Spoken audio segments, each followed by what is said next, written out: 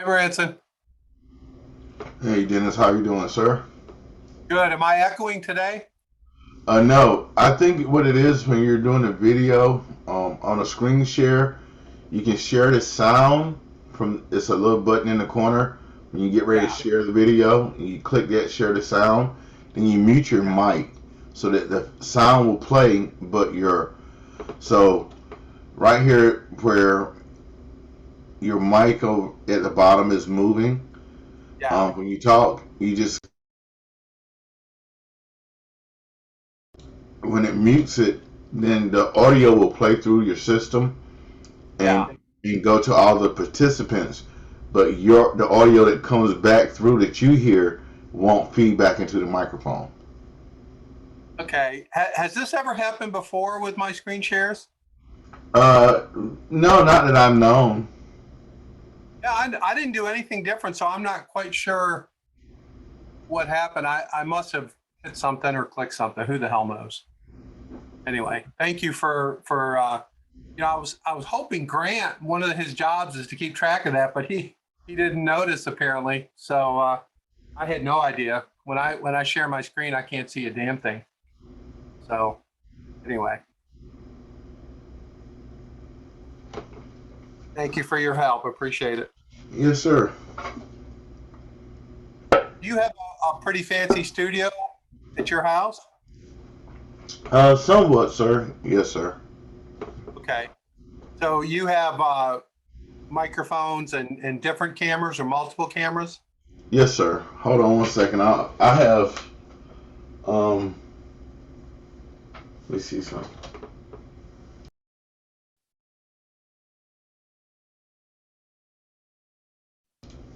I even have movie cameras that I've converted over into web cameras. Oh, cool. Like Huh. like when we were down in South Carolina working with the young lady. Hold on one second. I'm gonna go show you what I'm talking about. Before the class comes.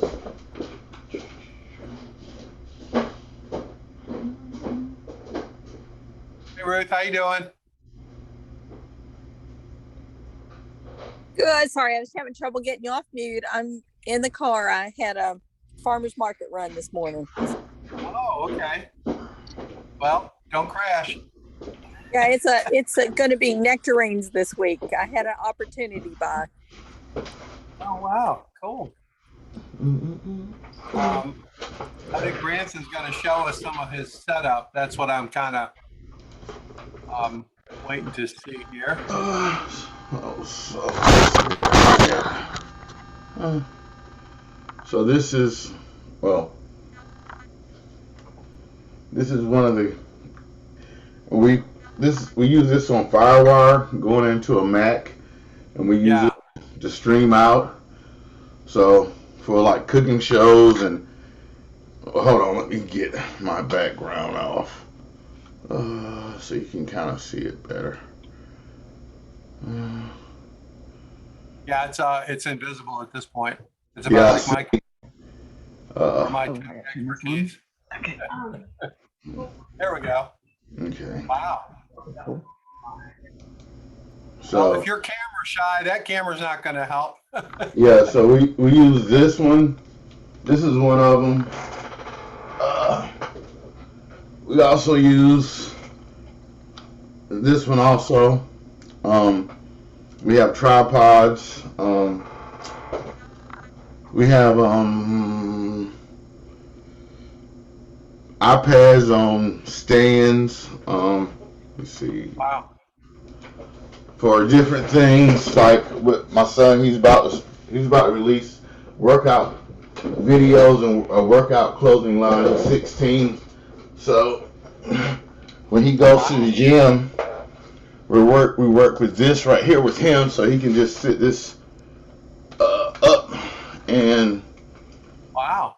yeah. So and it has Do a you do you use oh, teleprompters? we do have some um yes, but we use the computer screens as the teleprompters. Um, Okay. Very cool. Thank you for sharing all that. yes. All right. Hey, everybody. I got a couple of things I'm going to show you today. The first thing is something I ran across yesterday, so it's not in the title of our class. But I wanna show you something here. So let me see if I can end up echoing and doing all that stuff like I did yesterday. Okay, hold on here.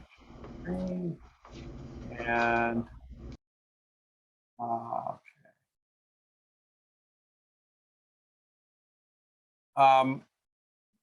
so I'm going to share this with anybody who wants it, but I want to show you something that was pretty interesting from yesterday.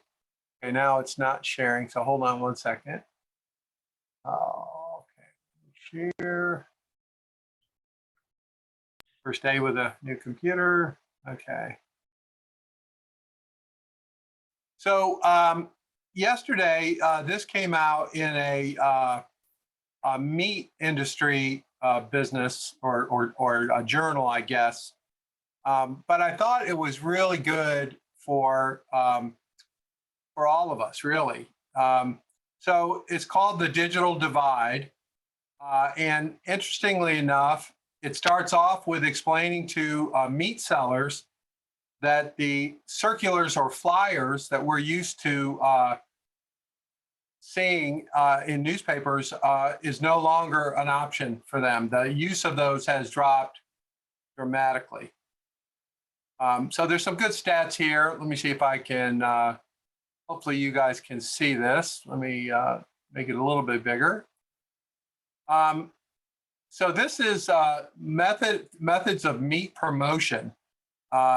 And really that you see the paper circular before someone goes to the store, or paper circular if they pick it up when they come in the store, digital circular, which I guess could be an email, in-store signage.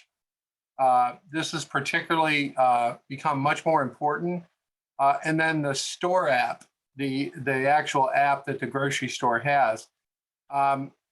One of the things that really caught my eye about this was how important in-store signage has become.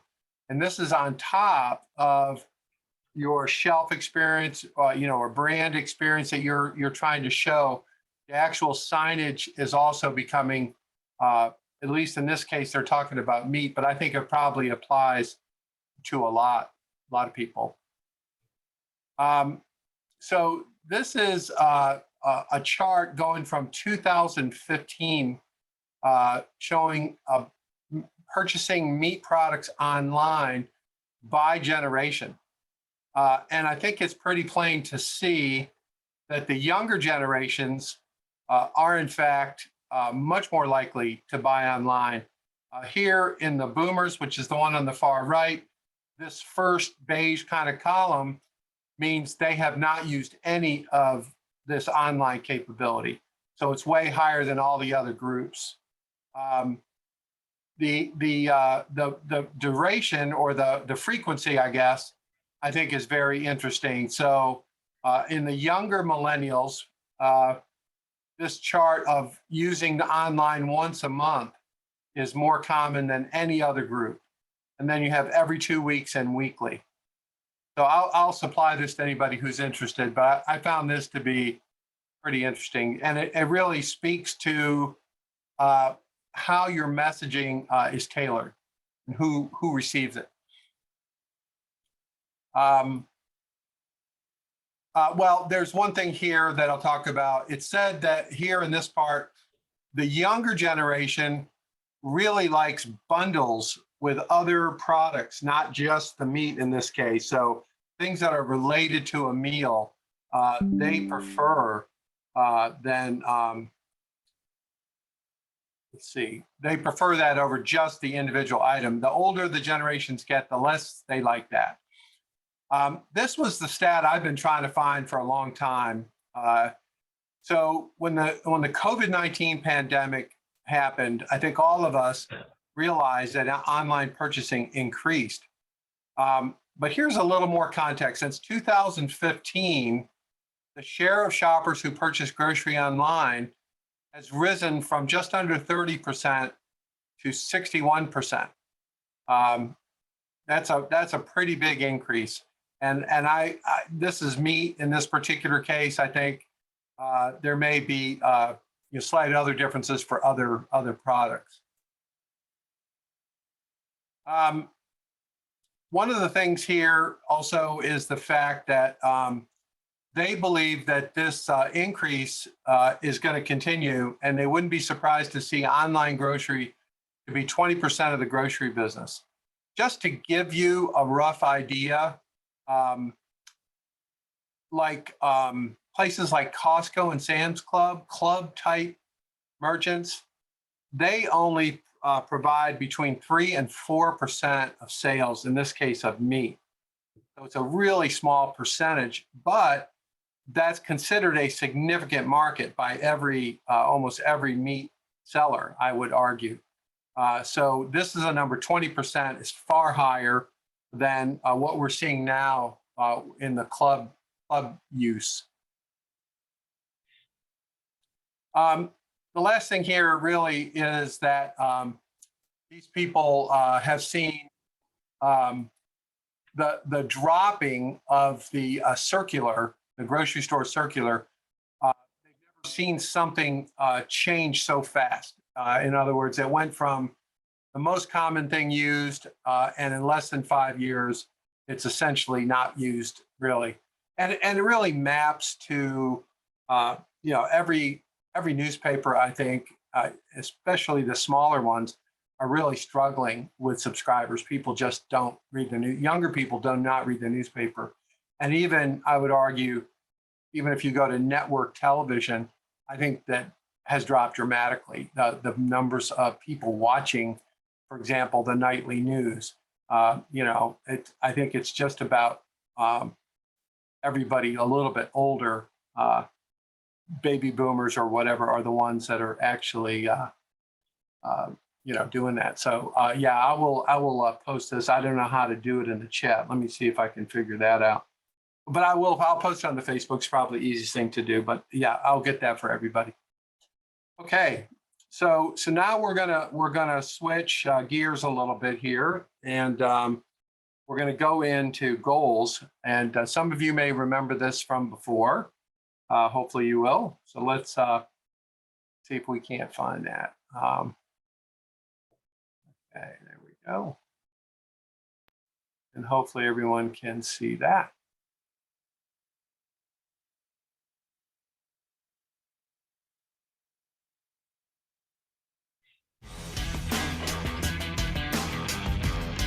How many Mythbusters fans in the room? All right, it's one of my favorite shows. So bummed that it's not on TV anymore. Anybody remember this episode? So this is where Adam and Jamie are trying to test out human navigation when you can't see anything. So Adam is about to get in the water there. And if you see way out in the distance where the arrow pointing is this big, huge reflective mirror. Adam's goal is to get into the water and swim across there.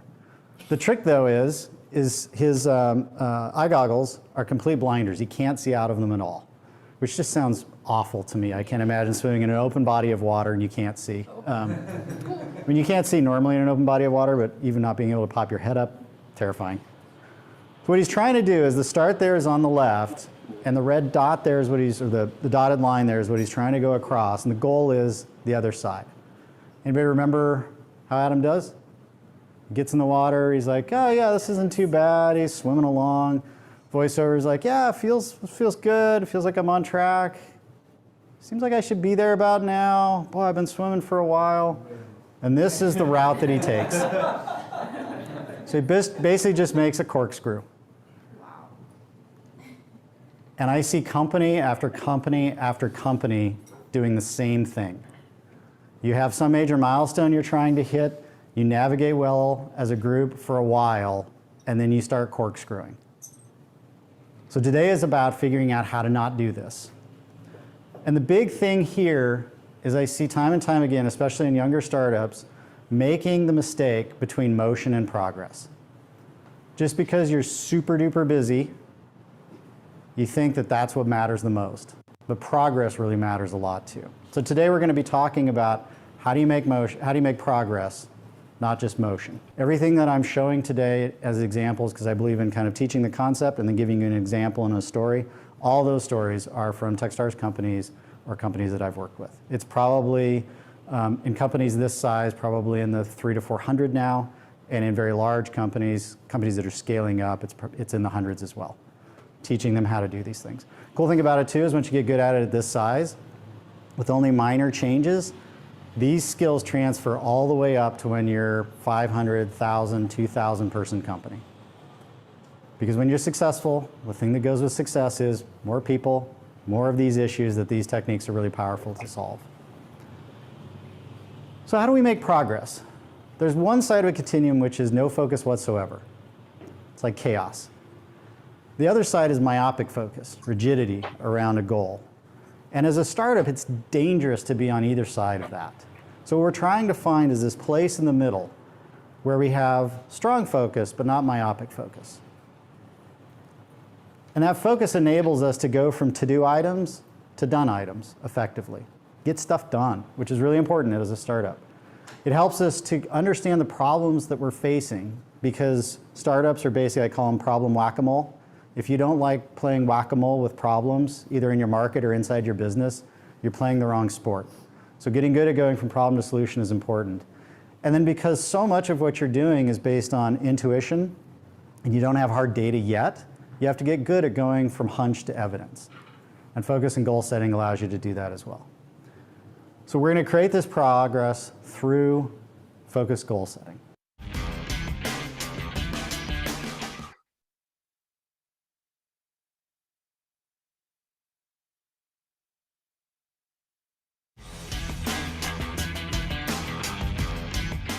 So goals have two components. A well-stated goal that's effective has two components. The mission component and the outcome component. Because a lot of what we talk about when we think about getting work done, we think about the output. I feel good about this because I got it done. I shipped it. I did something. Outcome is a little bit different, which is what are the results that we're trying to generate through doing that work? So mission, when we frame a goal as a mission, the mission component is what progress do we want to make? Meaning what is this outcome we want to get to?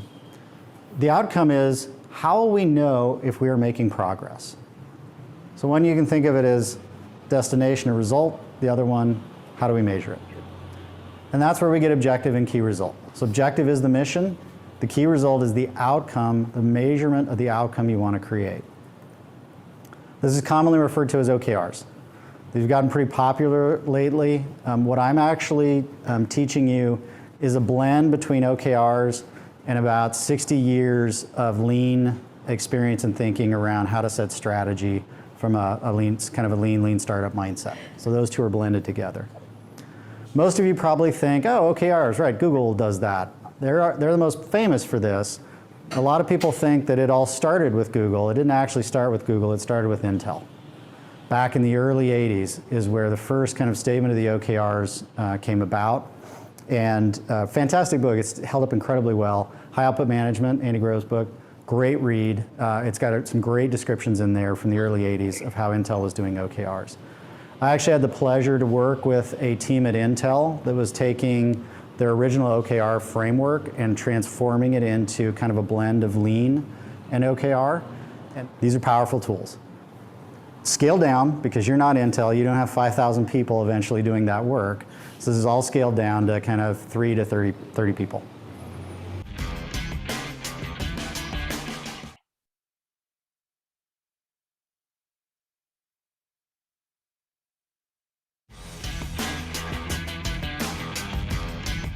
So effective objectives, again, remember this is the mission. This is the statement of go take on this challenge.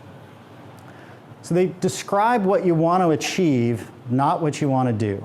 So it's very common when you're setting objectives to say, let's ship feature X. But then that begs the question, what is feature X going to do for you? What is the outcome of shipping feature X? You know, it's like, oh, well, shipping feature X should allow us to get 30% more retention through the initial sign-up process. Awesome. That's your mission. Not shipping this thing, not getting it done, but shipping it.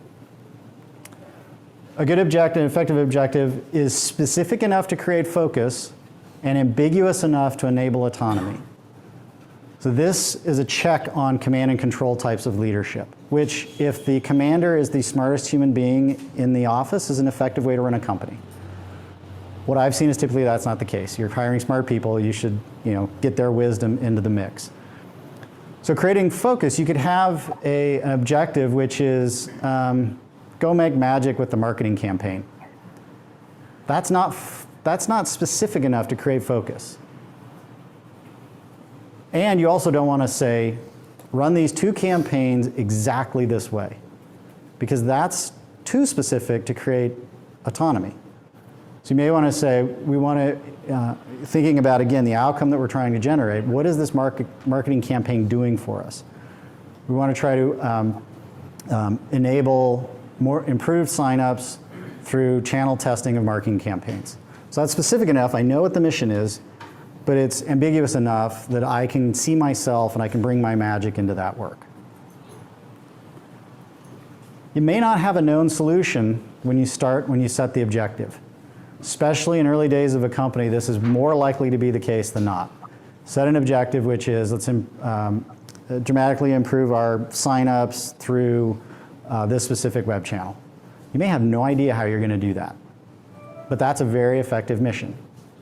So be comfortable with that when you're setting it. A lot of plan-driven, if you've come from plan-driven environments, the only valid plan is a plan that has a known solution at the end of it. Well, in startup land, that's almost never the case. So you want plans that accommodate the fact that you don't know everything you need to know when you start the work. If your objective is a to-do, ask yourself, so that what? This will get at the heart of why are you doing it? What is the outcome you're trying to drive to? Often in engineering teams, I can set an objective which is, complete the sprint. Well, that's kind of a to-do.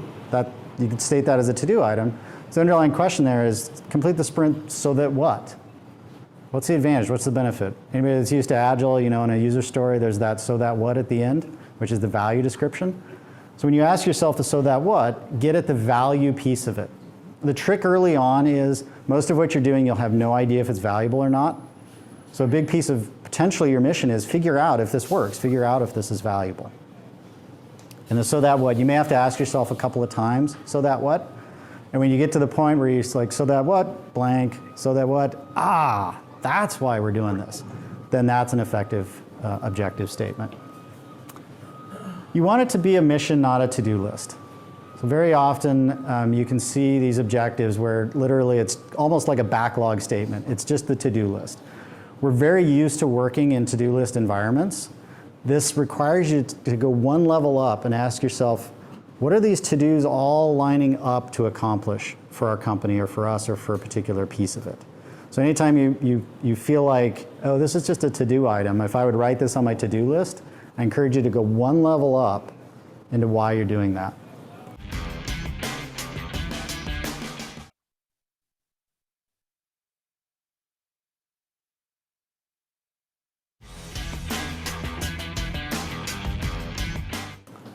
Okay, effective key results. Remember, a key result allows us to measure our progress along our mission.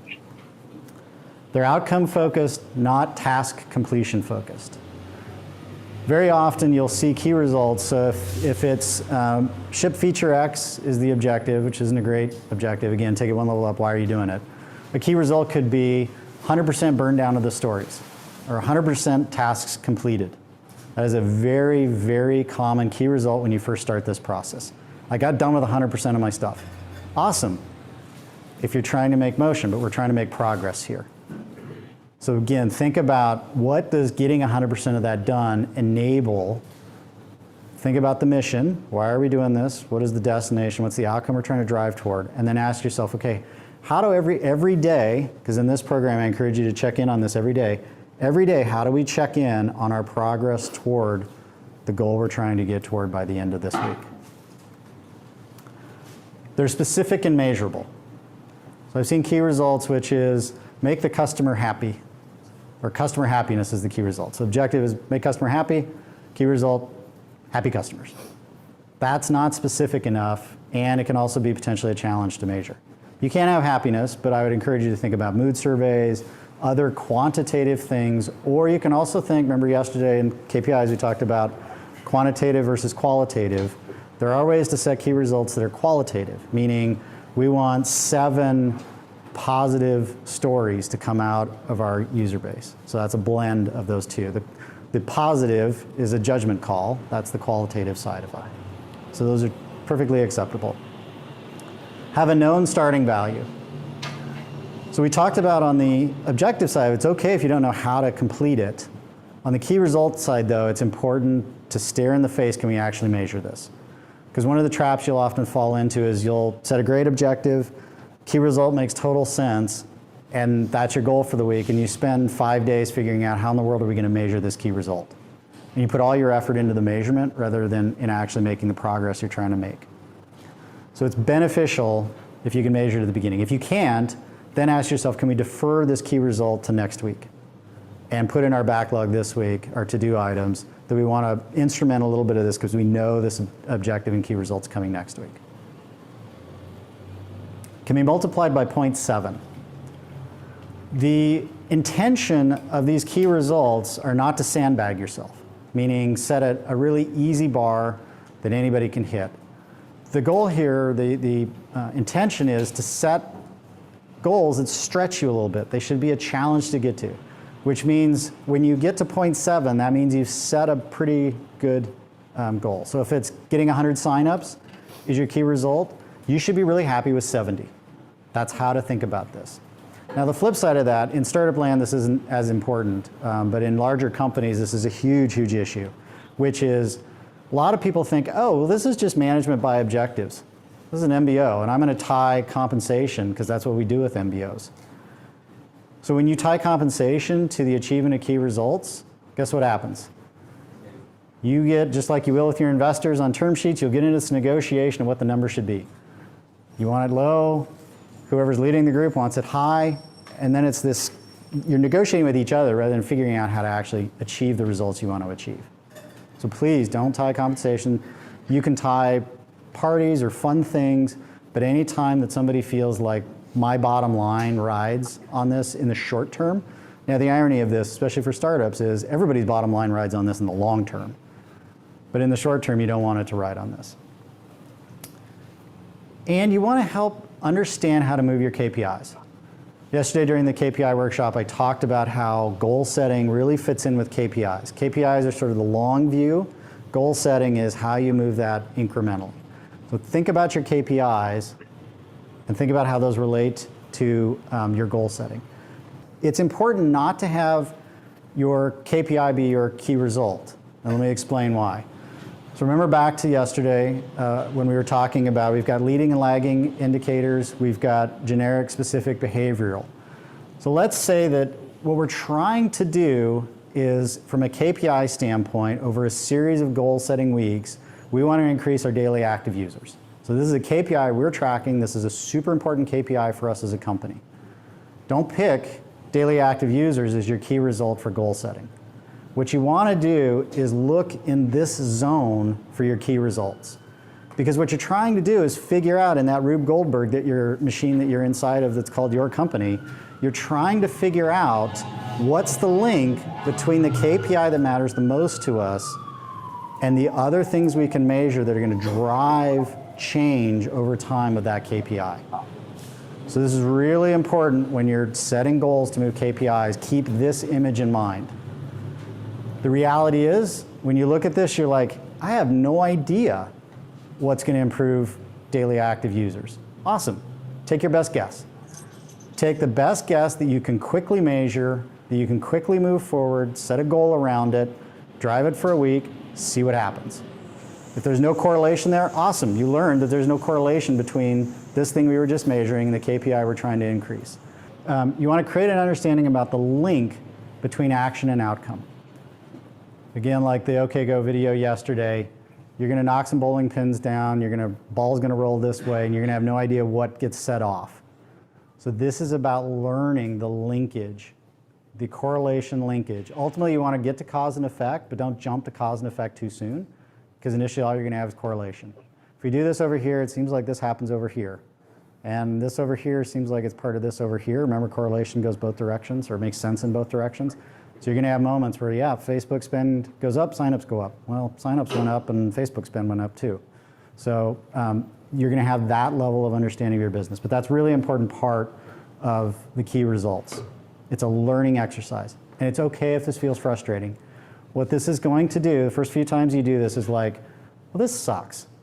Because like I set this key result, I don't know if it was the right key result. It didn't move. What's going on? And I'll get into in a second here how you fight through that and get smarter about your business. So again, this isn't just about getting work done. This is about getting smarter about how your business and your market work together. It's ideal if you have a short lag between action and measurable outcome. Net Promoter Score, I'll pick on Net Promoter Score for a second. It's a great measure. It makes for a horrible key result. Anybody that's done a lot of Net Promoter work, you know there's a pretty sizable lag often between interaction with the customer and the Net Promoter Scores going up or down. Especially when you're doing weekly goal setting, it's really super hard to move your NPS week over week. If you slice it by channel, or if you do slice it by cohort, sometimes you can get it, but often people's sentiment takes a long time. So be mindful of how long is that lag.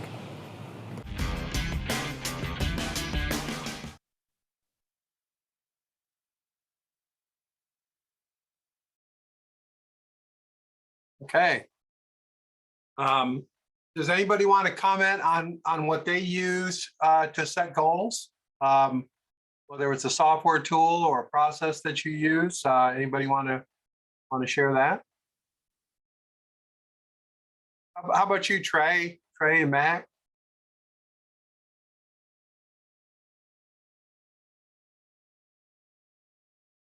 All right. Amy, how about you? What do you do for goal setting and keeping track of it?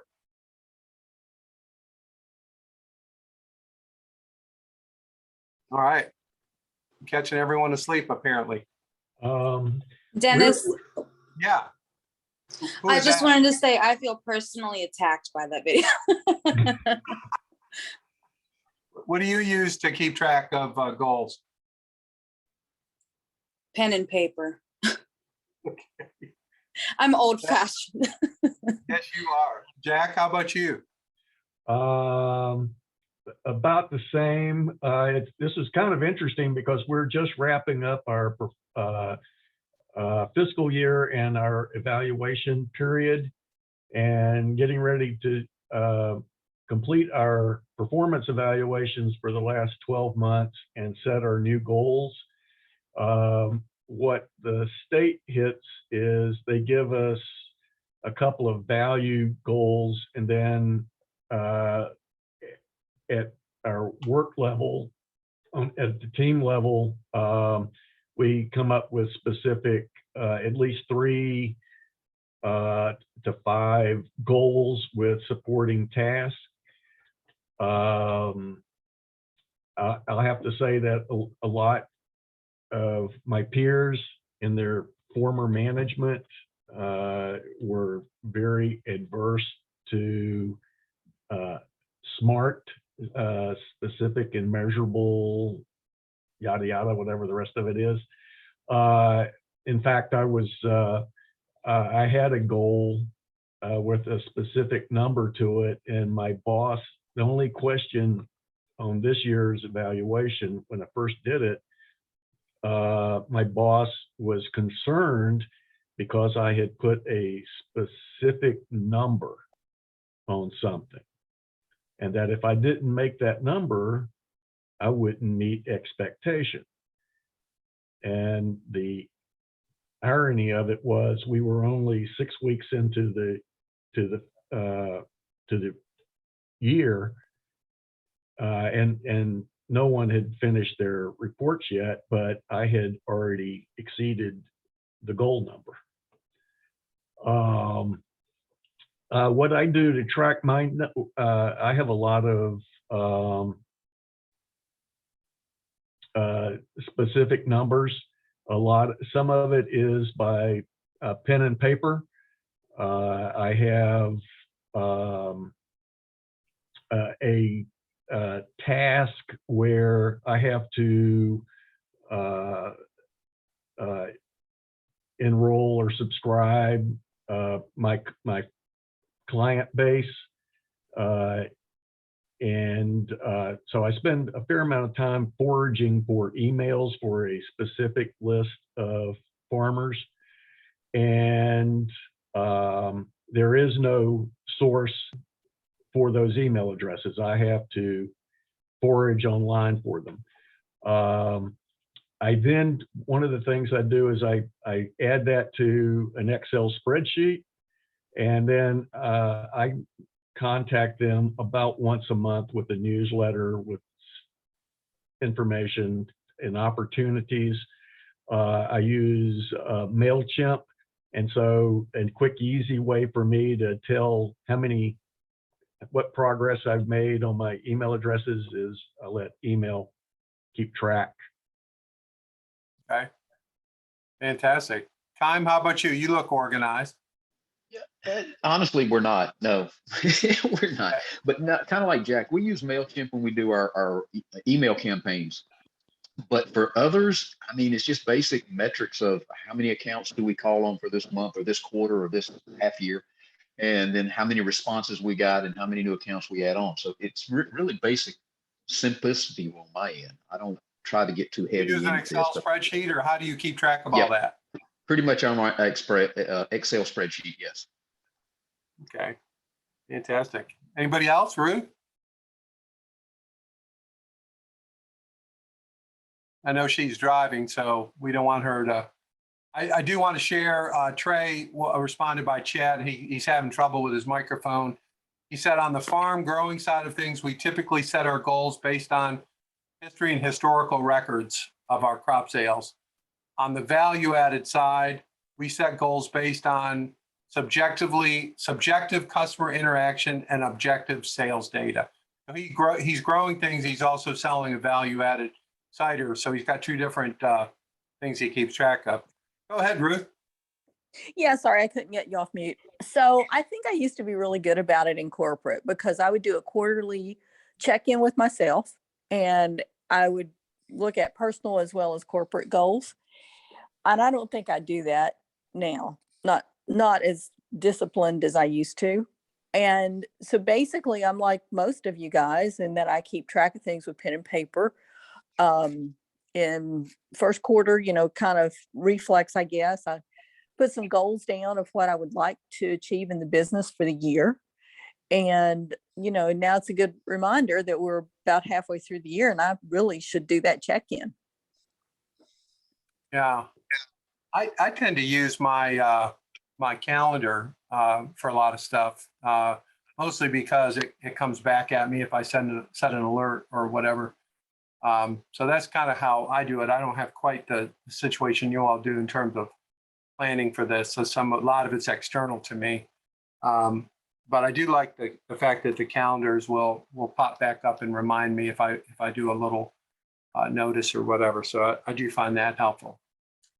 Anyone else wanna say anything? Branson, do you have any magic stuff that you do? Well, over the years working in the cell phone business, I came to hate KPIs. I'm very astute with them, but we used to have to, like Jack said, we had to forage for emails, phone numbers, and as the cell phone business, as more people got cell phones, it was harder to really keep up with the numbers because they went off the old numbers, but everybody had a cell phone. So trying to sell someone a phone is kind of when they switched to giving you that's how long I've been in the game. They were doing the penny phones and all that stuff. And the KPIs was changing, and it started going more to the service.